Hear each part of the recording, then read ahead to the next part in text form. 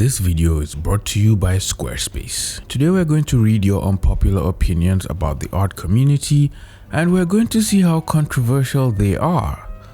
Or not. The last brain cell said, people are too quick to judge and give up. Constructive criticism is one thing, bullying is another. And despite any comments given to you about your art, you shouldn't give up. You will never improve if you did. Wow, that's such a thoughtful opinion from the last brain cell, which kinda explains what happened to the other brain cells apparently. I think it's basic knowledge to every beginner artist now that bullying has become the new trend for gatekeeping the art community, especially on TikTok. And I still find it hilarious how this became a thing. People just pick on kids and new artists and bully them for having quote-unquote bad art when it is pretty obvious they're just starting out as artists, and with time they're going to improve and become better. For anyone who is being bullied or is experiencing this whenever they post their art on social media, don't let it bother you. Just keep posting your work and keep learning from artists you admire and artists that share good fundamental knowledge on their accounts like TB Choi. And if you're looking for a community of artists also dedicated to improving and helping each other get better, you can join communities on Discord made by some art YouTubers and other artists on social media. Link in the description to join my own Discord server. Ostracized said, I think that you shouldn't redraw a black character over an existing non-colored character. In my opinion,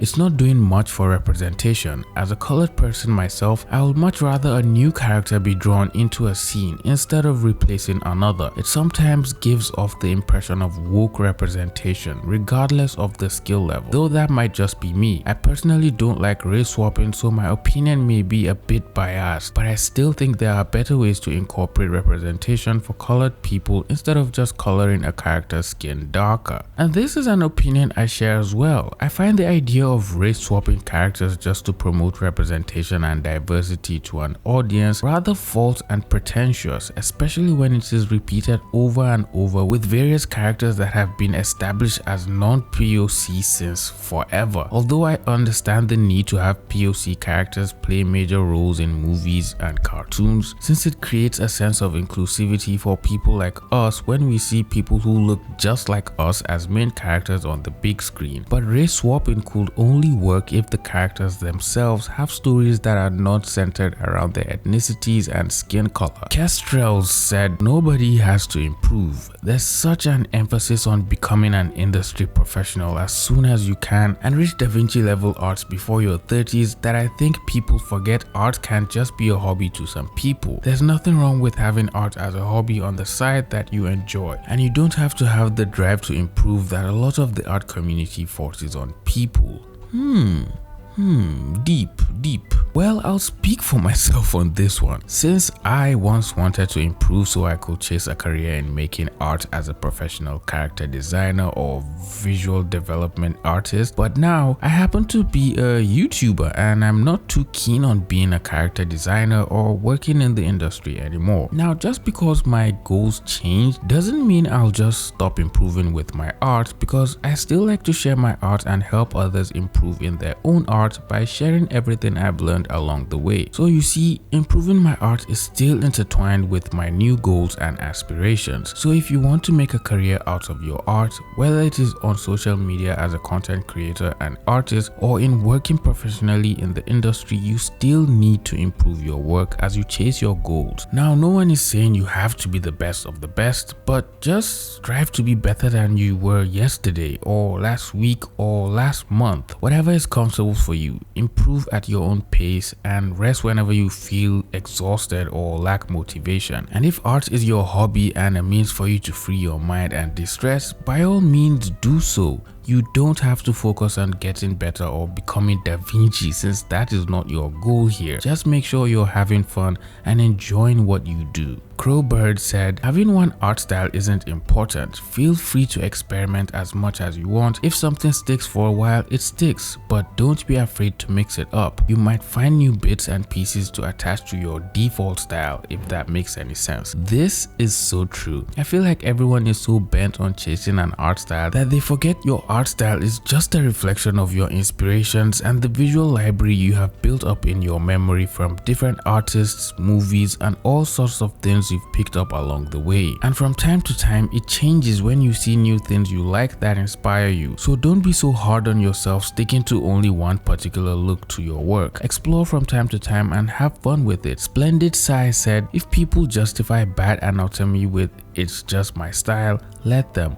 Obviously, they aren't trying to improve, and they shouldn't have to if art isn't their career. And honestly, stylization is a slippery slope. Who decides which incorrect anatomy is good stylization versus an ugly mistake? Duchess Celestia made an interesting video discussing this issue in a nuanced way, if anyone is interested in the topic. Oh my god, I really love Duchess Celestia. She makes really good videos and covers a variety of topics, so go subscribe to her channel. That's if you aren't subscribed already. Well, I think the idea of what makes good anatomy versus bad anatomy or stylization solely boils down to how the artist is interpreting their proportions and shapes throughout the entire drawing, and not just one small part of it. Since stylization is basically simplifying complicated muscles and anatomy into simple and easy to remember shapes, so if a drawing has simple shapes that convey the essence of the muscles and keeps all the parts of the body within reasonable proportions, then you can say the anatomy is good. But if you can clearly see the proportions are off, or the shapes of the muscles are not reading properly or looking wonky, then it's safe to assume the artist will have to get back to studying anatomy some more. Now, just before I read the next unpopular opinion, here's a brief word from the sponsor of today's video, Squarespace. Squarespace is the #1 online platform for building and hosting a professional website for every profession and career path. So if you're a digital artist, graphic designer, photographer, or a gardener, Squarespace gives you the opportunity to build top-notch websites from their numerous catalog of professional templates, with each of them being fully customizable so you can build it to look perfectly how you want it and edit every feature of the website to suit your every needs. Squarespace is giving a free trial for you to try out building a portfolio for yourself, so head over to squarespace.com/Mohammed Agbadi to start a free trial and use code Mohammed Agbadi to save 10% off your first purchase. Links will be in the description, and thank you to Squarespace for sponsoring this video. Ro Fidel said, artists do copy each other all the time, and I'm so tired of it being seen as negative. Tracing is a tool as long as you're not tracing other artists' work and selling it. AI should be a tool and not the final image. Having an artwork you don't like doesn't mean you should harass the artist over it. Shipping fandoms and communities need to calm down. Separate the art from the artist. Followers isn't everything, skills either, and they don't define your worth as a person. I think people need to genuinely start separating the art from the artist. Although there are some people who are really just shitty and you can't change that about them, it will be probably better if you just avoid trying to become friends with them or getting too involved with them. You can enjoy their art, but just take everything they say or do carefully. Tracing can be a tool, yes, I agree with that, but just trace on your own at home if you're trying to learn from an artist or study their work, and avoid posting it online because you're just going to end up being called an art thief if you do that. As for AI, I believe we can all agree it sucks, period. Kairo Iki said, you don't have to make your entire life art related. You don't have to go to an art school. You don't have to make money off your art or have any big aspirations with it. You can do whatever you want with your skills, and if they simply exist as a form of happiness to yourself, then that's just as amazing as every other reason or motivation. Well, as long as you're having fun with whatever you're doing and you're not being toxic and harmful to other people with your art,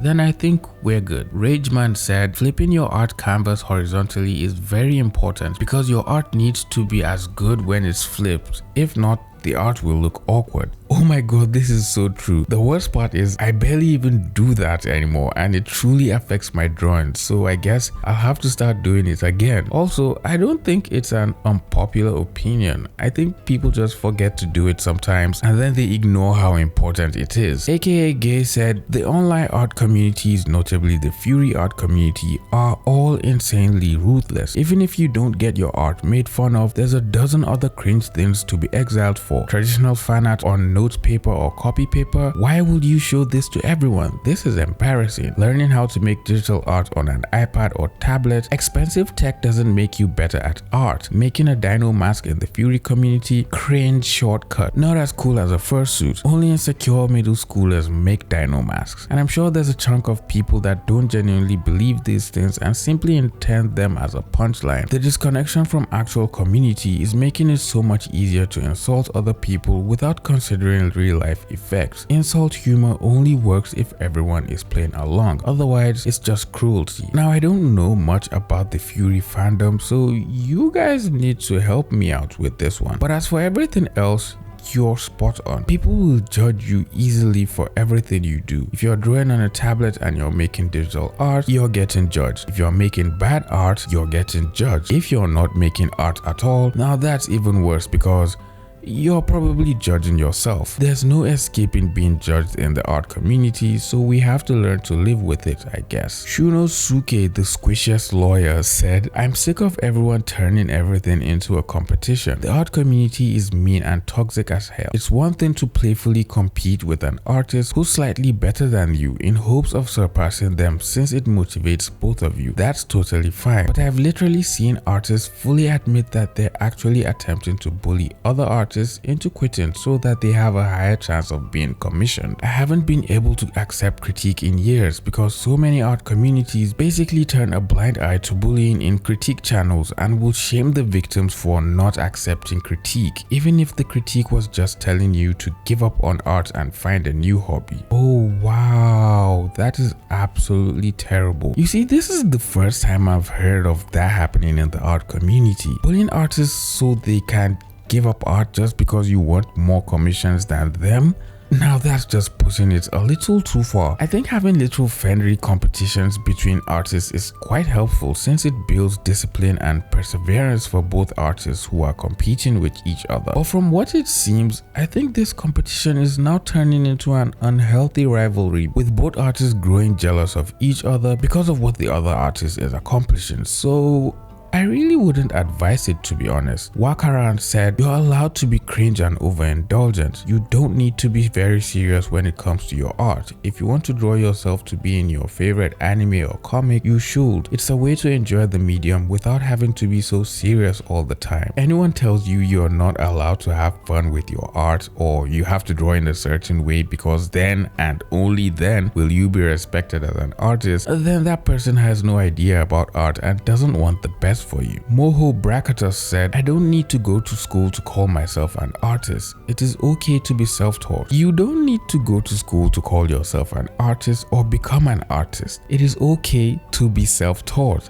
Most of us are." Ray Sleepy Art said, "I think that thanks to social media, of course, we have the pressure to have this immensely huge passion for art that drives you to become better and better, to have this huge following everywhere, to be the next Ross Draws or Sam Does Art, or else we have failed as artists. I sometimes feel so much pressure to have a good piece to post that doesn't make me draw anything. I think it's okay to have a burning desire to become like your favorite artist on social media and have a successful career making a living from your art. But we have to remind ourselves that most of our favorite artists have been working on their art for years before they eventually became successful and grew a huge following. So trying to be like them in 2 or 3 months is highly unlikely. Unless you know the location of a magic lamp or you know a genie or something, then I guess you have 3 wishes." Nevis Nebis said, "Sometimes art is just bad. Some people make bad art. Doesn't mean you should bully them and harass them. It means that if they ask for help,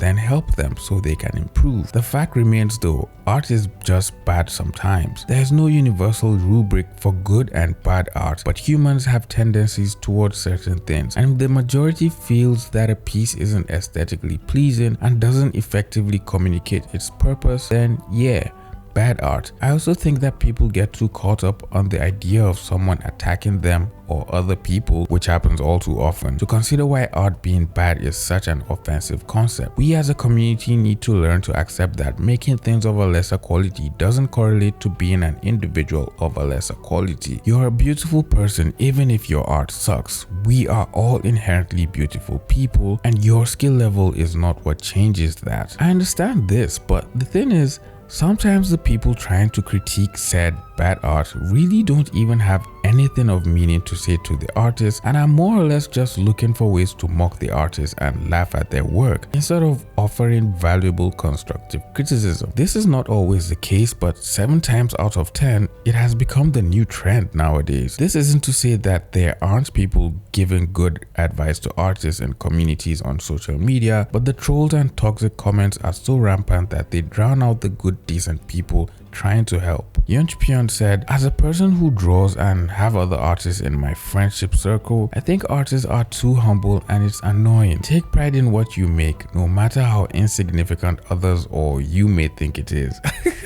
I think the default setting of every artist is humility, so it's kind of hard to find artists who just brag about their work or claim to be the best at whatever they do or just be proud like you say it. Now, I wouldn't say there are no proud artists, but it's far more common to meet humble artists than artists who are proud. There's nothing wrong with being proud of your work, but boasting and claiming to be better than you really are is what takes people off. So just try not to be that guy. You can't be him, but don't be that guy. Angel Louise said, beginner artists always complain when someone says just practice whenever they ask how to get better at drawing. But what they don't seem to understand is, how do I get better at drawing is an extremely vague question. It's like asking Gordon Ramsay, how do I cook? Or asking Ed Sheeran, how do I write music? Instead, beginner artists need to ask more specific questions like, how do I draw X, Y, and Z? Or how do I color hair? If you want better answer, you need to ask better questions. Yo, Angel, chill. You're pushing too hard on beginner artists. They're beginners for a reason. So you can't expect them to automatically know that you have to break down every single thing into steps and ease into drawing right off the bat. Everything is a gradual process, including learning. So with time, after they ask a few questions, they'll receive answers to those. Then they'll begin to understand they have to ask more specific questions to progress at more specific things in their art. So give them more time, I guess, and don't put too much pressure on them. Anyways, that's all I have for you today. Please leave a like on this video and share it with a friend who shares similar opinions to these, and subscribe to my channel if you're new here. I'll see all you pretty penguins in the next video. Bye.